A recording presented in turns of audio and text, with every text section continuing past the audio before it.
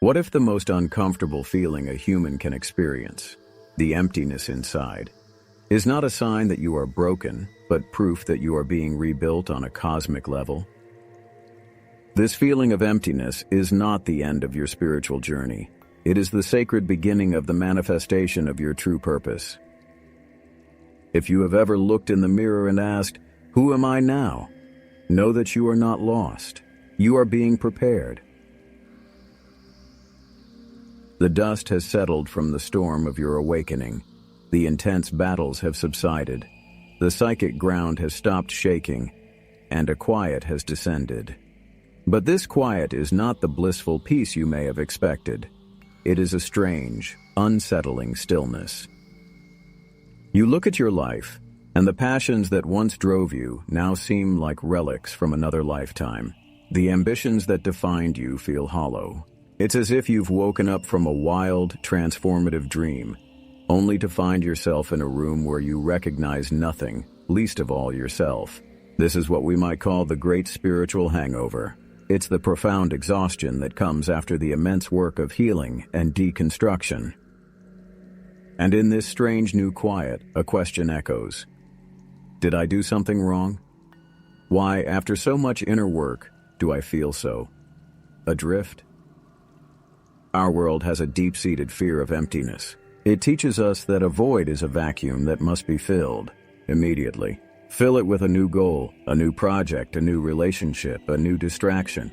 But ancient wisdom and the very intelligence of the cosmos invites us to do something far more radical. It asks us not to fill the void, but to understand its profound architectural function. Psychology gives this state a name, liminality, from the Latin word for threshold. You are standing in the hallway between two rooms of your life. You have bravely closed the door on who you once were, but the door to who you are becoming has not yet fully opened. This threshold is a sacred in-between. It is a space of pure, unformed potential.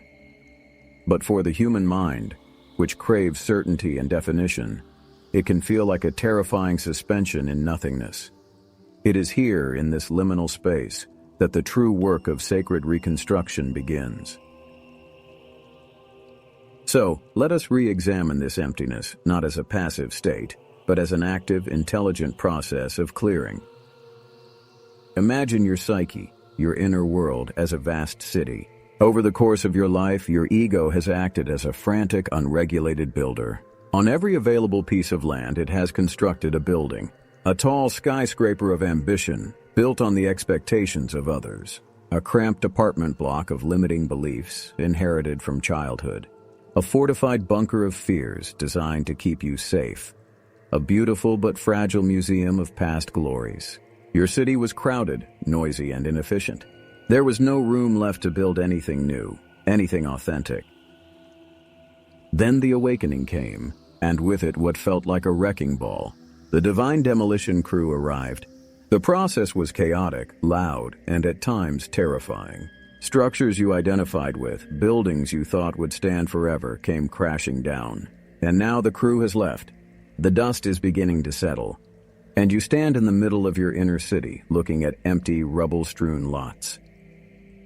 The ego, the old frantic builder, looks at this scene and sees only ruin. It sees failure, loss, and devastation. It panics, wanting to rebuild the same old structures as quickly as possible. But the soul, the divine architect within you, looks upon the very same scene and sees something entirely different. It sees a blank canvas. It sees for the first time the sacred ground upon which something magnificent, true, and enduring can finally be built. This is the universal principle of creation, reflected in the Hermetic teaching, as above, so below. The cosmos does not create new stars from nothing. It gathers them from the vast, seemingly empty clouds of interstellar dust and gas. Out of what appears to be a void, new worlds of light are born. Your consciousness operates under the same law. It required this divine demolition, this clearing of the land, to prepare the space for a new and brilliant inner world to be born through you. If the image of a demolition crew feels too cold, too mechanical, let us turn to the wisdom of nature itself. Think of this process as a sacred wildfire. To the casual observer, a forest fire is an absolute catastrophe. It appears as pure, indiscriminate destruction. But to the deep intelligence of the forest's ecosystem, the fire is a rebirth. It is a harsh but necessary form of grace.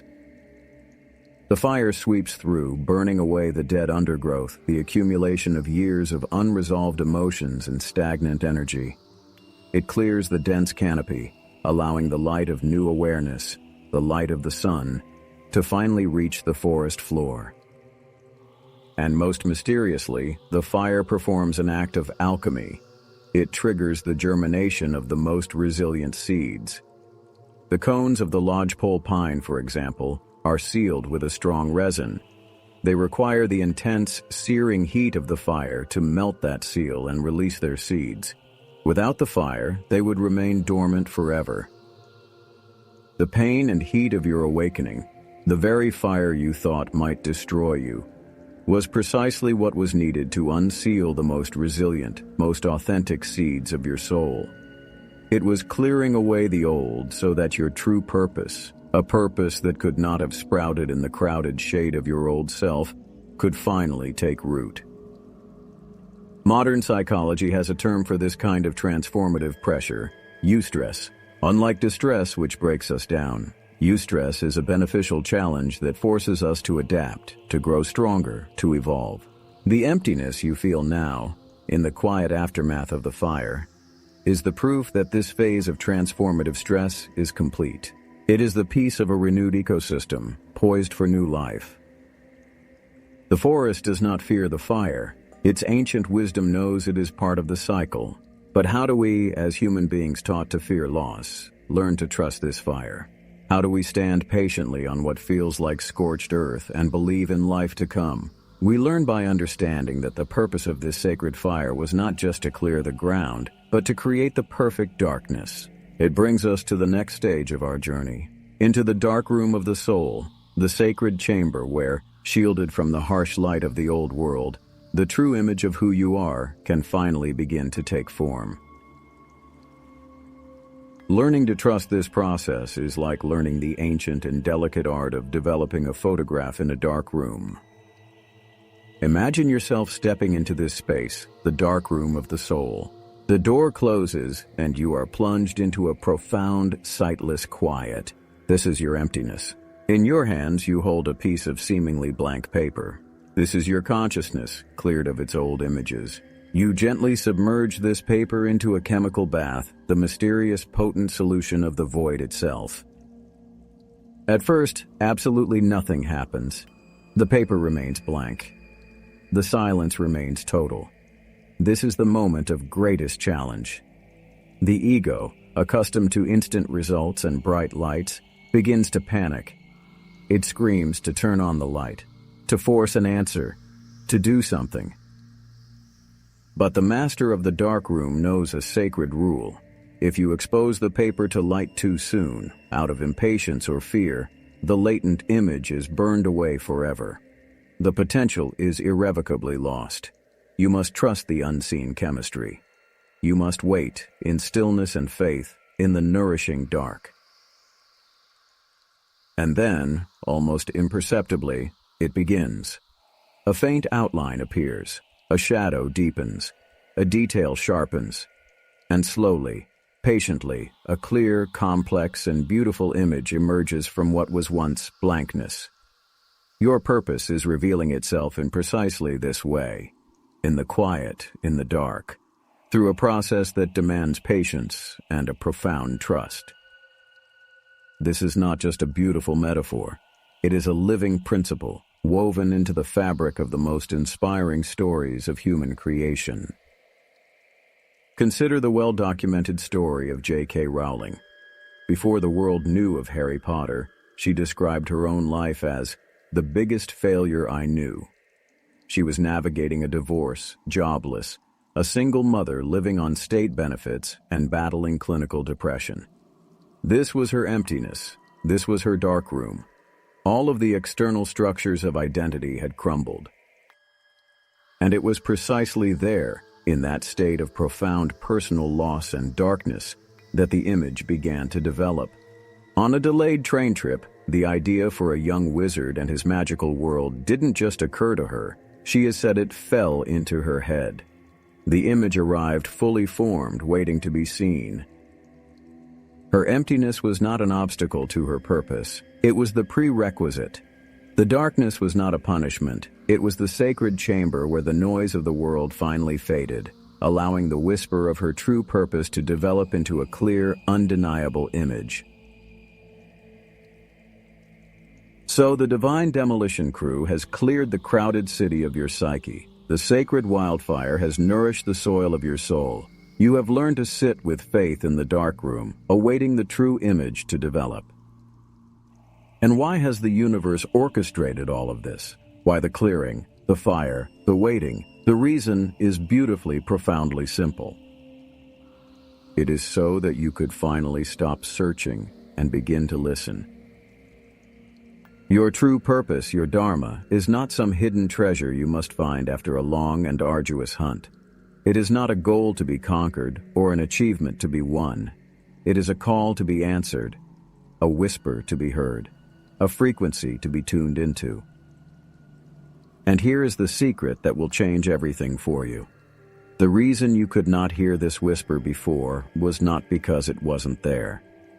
It was because your life was simply too loud. It was filled with the deafening noise of the ego's ambitions, the static of unresolved traumas, the constant chatter of societal expectations, and the endless hum of daily distractions. The emptiness you feel is not radio silence.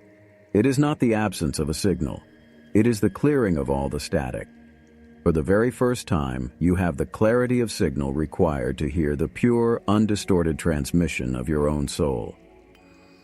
So you see, you do not need to go out into the world to find your purpose. Your task is much more subtle and much more powerful.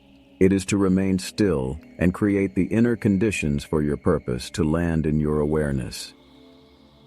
The emptiness is that condition. It is the sacred landing strip for your soul. This brings us to a practice. But to engage with it, we must first understand the difference between passive waiting and active receptivity.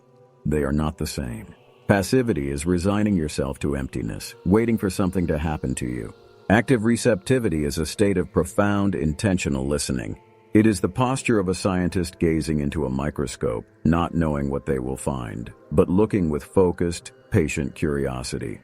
It is the stance of a lover listening not just to their partner's words, but to the feeling and meaning behind them. This practice is designed to cultivate that state of active, loving curiosity toward your own inner world. We will call it the compass question. It is simple, it requires no special tools, and it is profoundly effective.